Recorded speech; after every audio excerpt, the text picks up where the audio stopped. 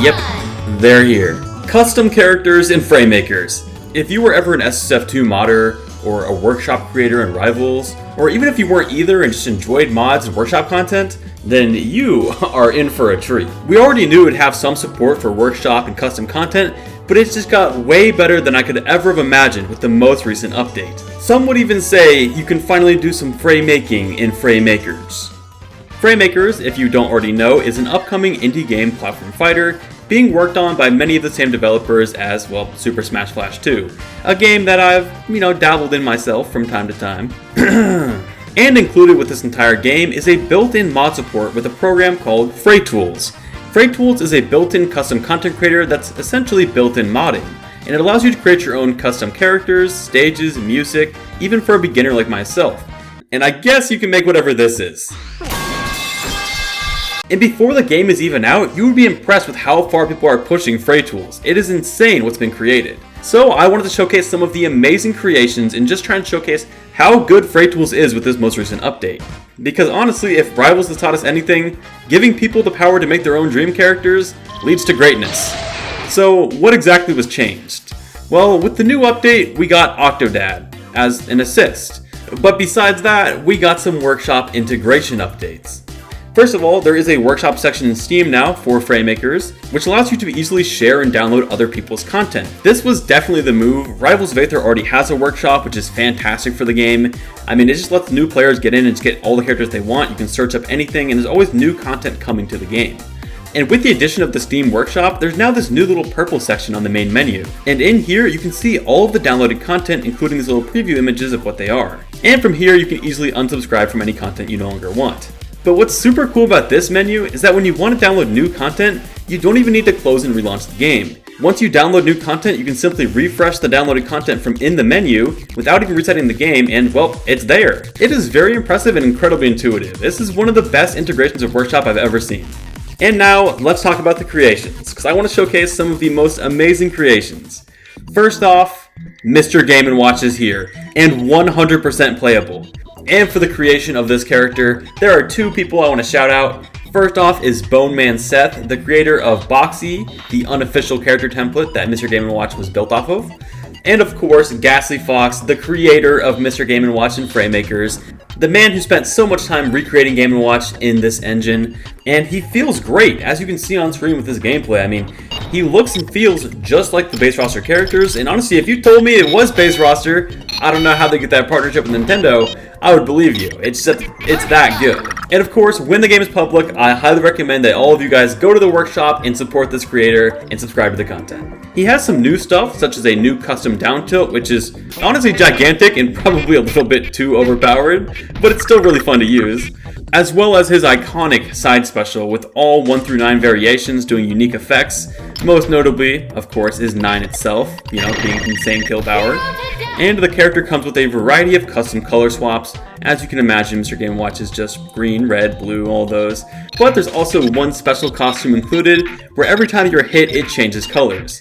This is a super sick addition, and just a little Easter egg, I guess, and just kind of showcases what you can do with Fraytools. It's cool that you can even put this into the game.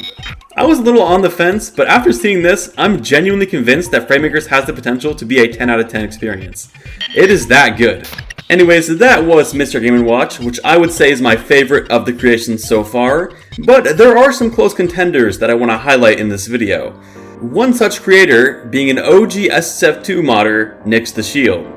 You might know Nyx from his famous Undertale and Deltarune videos, but he's sort of come back to his roots a little bit with some fray tooling. First off being this beautiful recreation of Card Castle from Deltarune. But he also made some other stages, such as a fan favorite being Dreamland, which is again absolutely beautiful with the sprite work, and I really love the parallax background. It kind of makes it feel more 3D rather than just a sprite, even though it is sprite based. So yeah, NyxTheShield is also making some high quality content, even though the game is not even out yet technically. The next awesome fray tool creator I want to talk about is Hinata. She was able to make a fantastic creation of Memetos from Persona 5, just like in Smash Ultimate.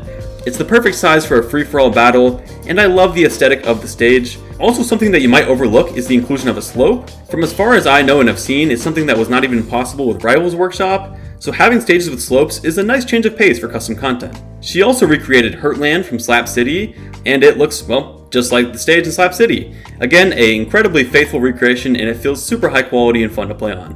But it's not just all stages. There are also some other custom characters being worked on, such as Annie from Skullgirls, created by another incredible Fray tooler, Chubbs. Annie is simple but incredibly fun to play, originally from Skullgirls, which you can see from the sprites. I believe it's actually ported animations from Skullgirls put into Fraymakers, which is incredible to see because it's something you couldn't really do with Rivals or SSF2 modding. But with the size of Fraymakers, you can kind of do like sprites and animations from other games, and they actually fit in pretty well. It's actually really cool to see, and it kind of reminds me of Mugen, where like all these different games and different like art styles can all come together because it's the right size. But yeah, I wanted to showcase Annie because she is another great character made this early into the game. Also, I want to talk about the stage you see right now in the background. This stage is Retro Ice Cream Island, created by Crystal. And I will say it's a simple stage, but one of my favorite ones available right now. I just like the atmosphere, and I think the sprite work in the background looks great, because although the sprite work is simple, it still feels high quality. It almost makes me want to make my own Fraymaker stages and assists, because myself, I don't really have the best spriting ability, but even with more simplistic sprites, you can still make awesome creations, so I'm definitely interested in getting into it. I also wanted to showcase some really cool assists that I found. First being Sandbert from Rivals of Aether, by a famous Rivals Workshop creator, Equinox Doodles, who's the creator of Chris in Rivals of Aether Workshop. And as you can see, it's a pretty simple assist, and could easily be part of the official game, considering all the Rivals representation. We already have Crag and Orcane. I would not be surprised if we had Sandbert. So great stuff, as expected, from Equinox Doodles. There's also some other awesome creations available in the workshop that are on screen right now. Well, I just want to talk about my thoughts on Fraymakers Workshop in general, because honestly, I'm a huge fan. I originally was a bit of a doubter. I was thinking that maybe, Fray Tools was taking away too much time from the base game's production, but now that I've seen it in full power, I'm actually a huge Fray Tools supporter. It's just impressive to me how fast people are making full-on stages and characters, which shouldn't be too surprising because I've seen the full power of SSF2 modding and the workshop and Rivals. But wow, it is just incredible to see it in Fraymakers. And speaking of good news, I did an interview with the developers of the game that'll be coming out pretty soon, so definitely look forward to that. But yeah, this is my video talking about the Fraymakers Workshop update. I hope you guys enjoyed, and thank you so much for watching.